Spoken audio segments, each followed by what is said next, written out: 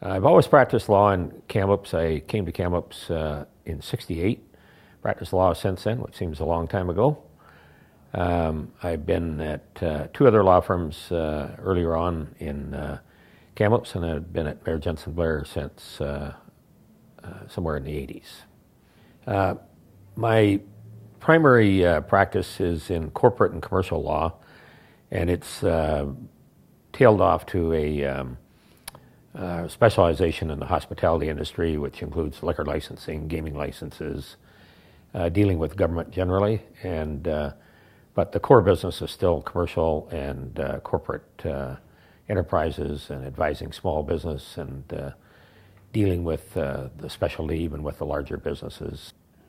It came out of my corporate commercial practice early on that many of the projects would involve dealing with government in one aspect or another, or dealing with liquor licensing issues or gaming issues. And so I hated not knowing the answers to the questions that were getting thrown around. So I decided to become more involved. And the more I got to know, the more I realized that other people didn't know these things, and nobody else actually at that time got involved in this kind of specialty. So at the present time, we do a lot of subcontract work for larger law firms in Vancouver, as well as doing our own projects, just because people don't have the in-house expertise to resolve the thing. The theory being that if you've done something 200 times, the 201st time might be easier than the first time.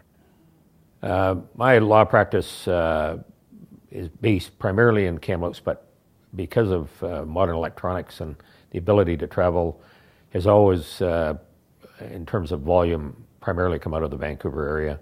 Although now we do work all over in this specialty area all around the province, but probably still have 40 to 50% coming out of the Vancouver area. I think my experience over the years here is that MJB takes a very personal approach to the client and to solving the client's problems.